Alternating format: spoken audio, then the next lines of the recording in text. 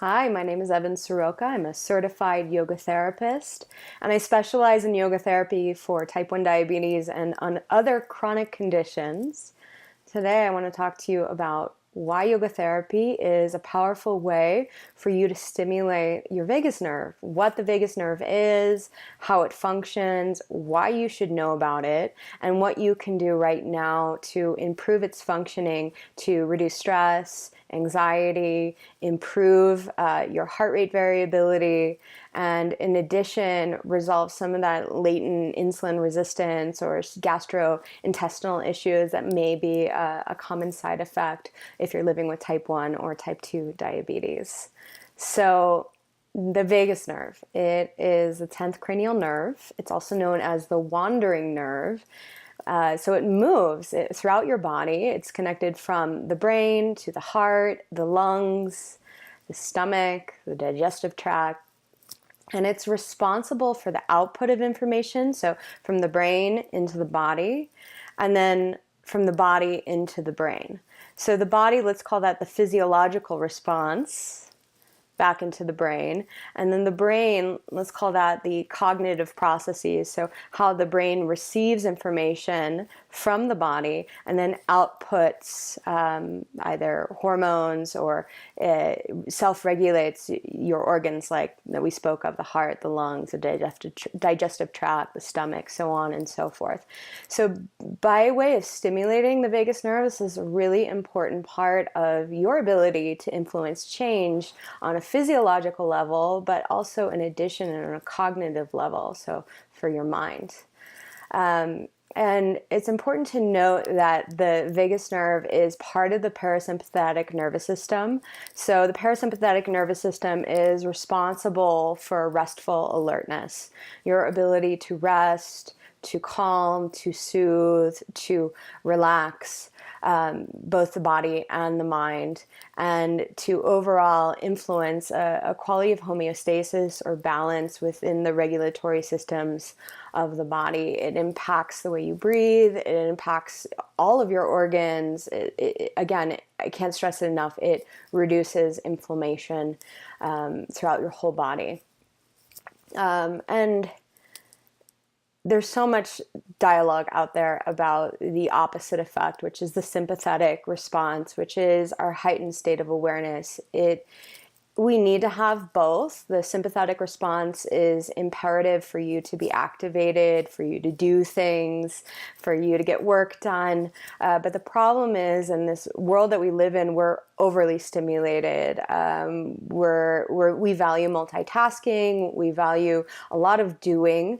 And in order to mediate that, we end up drinking extra caffeine, overly stimulated by electronics, cell phone, so on and so forth, reduced sleep, a heightened state of awareness where you're just on edge all the time. And the problem is for a lot of people is that although they might not think that they're anxious, their brain is actually staying more in the sympathetic state.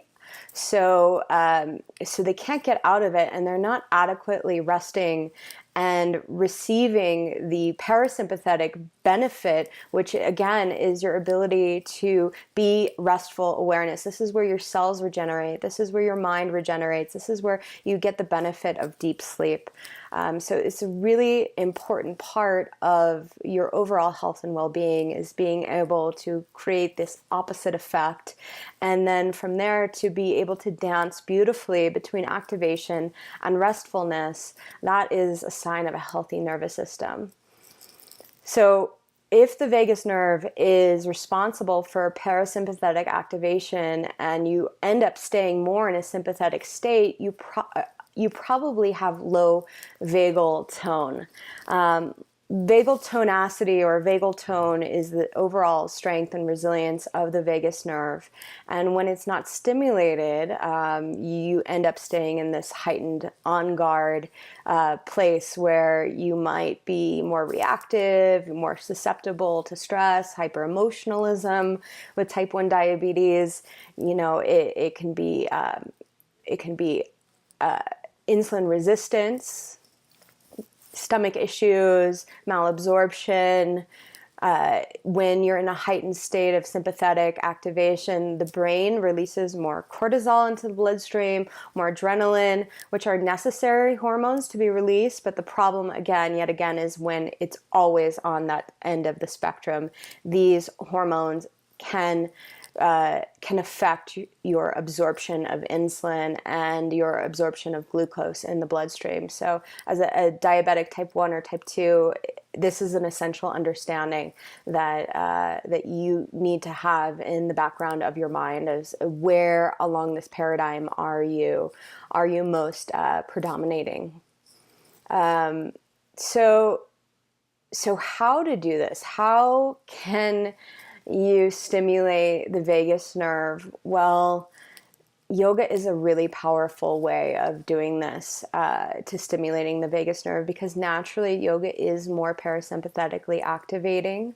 And when you're practicing yoga, just a steady breath all the time is a way for you to improve the physical, mental, and emotional reception of what you're feeling in the body. So that can be practice for you just for life, as life can have physical, mental, emotional challenges, and then when you can be calm in your yoga practice and maintain a steady breath throughout your yoga practice, this gives you the opportunity to really apply non-reactive awareness in the face of stress.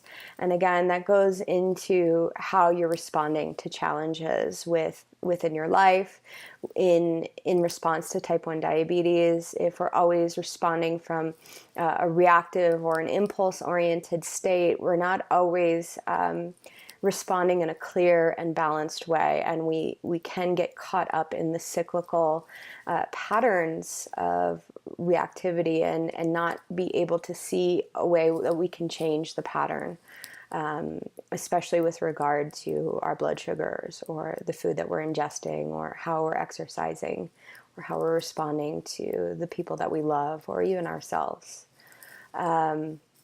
So some other ways, just beyond indirectly within a regular yoga practice, would be through the breath. The breath is a prime regulator of sympathetic and parasympathetic activation. So diaphragmatic breathing, you could say most commonly this is known as the belly breath.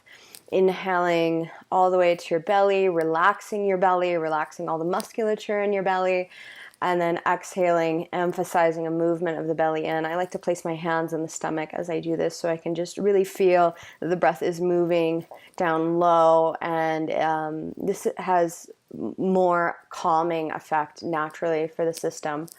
But again, exhale is naturally more calming than inhale. So inhale would be a way, if you were increasing inhale, to stimulate sympathetic activation. So the opposite of strengthening vagal tone. Exhale is naturally more parasympathetically activating.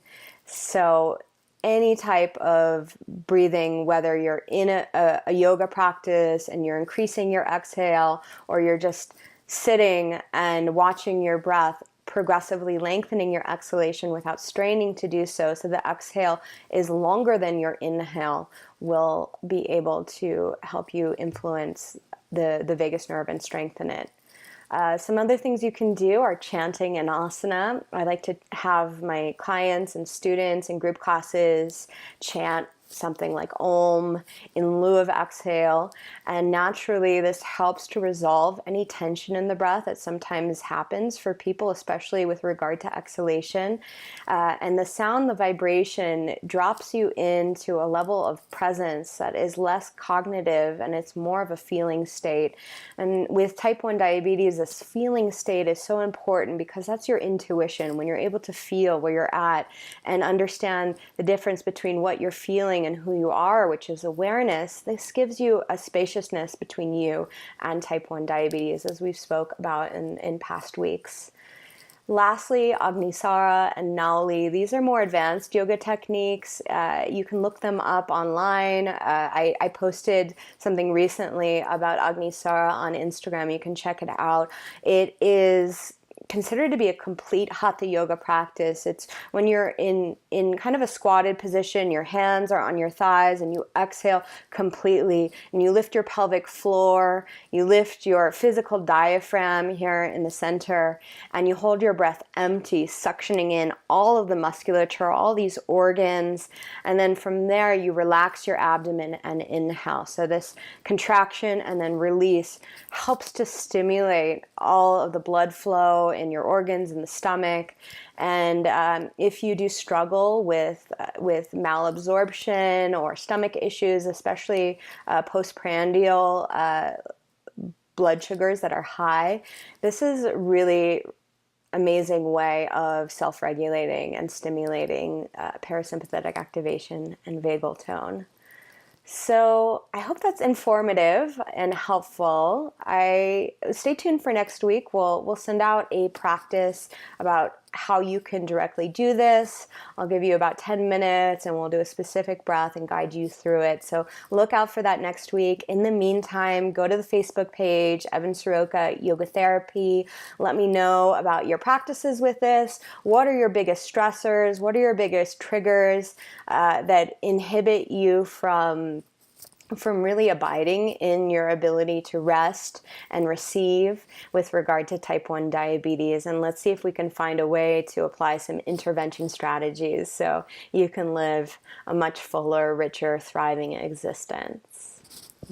Thank you. Namaste.